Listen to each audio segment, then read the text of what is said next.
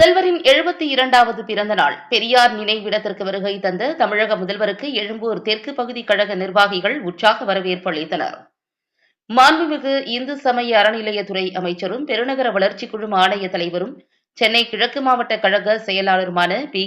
சேகர்பாபு அவர்களின் ஆலோசனையின்படி திராவிட முன்னேற்றக் கழகத்தின் தலைவரும் மாண்புமிகு தமிழக முதல்வருமான மு.க.ஸ்டாலின் அவர்களின் 72வது பிறந்த நாளை முன்னிட்டு இன்று காலை எழும்பூர் பெரியார் திடலில் உள்ள தந்தை பெரியார் நினைவிடத்தில் கழக மூத்த நிர்வாகிகள், அமைச்சர்கள் மற்றும் ஆசிரியர் கி. வீரமணி ஆகியோருடன் மலர் தூவி மரியாதை செலுத்தினார்.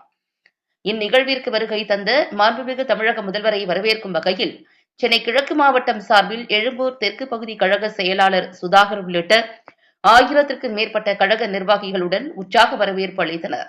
மேலும் இதில் தலைமை செயற்குழு உறுப்பினர் K.S.M. நாதன், பொதுக்குழு உறுப்பினர் நிர்மலா தேவி, மாமன்ற உறுப்பினர் சுந்தர்ராஜன், பகுதி கழக நிர்வாகிகள் ரசூல், டி.வி. வேலு, மலர்மாறன், அன்னபூரணி, ஜெகதீசன், வட்டக்கழக செயலாளர்கள் விஜயகுமார், பாபு, டால்பின் ஹரி, மொய்தீன், வான்மதி கதிரவன் உள்ளிட்ட பகுதி வட்டக்கழக நிர்வாகிகள், பிற அணி பொறுப்பாளர்கள், மகளிர் அணியினர் என பலர் கலந்து கொண்டனர்.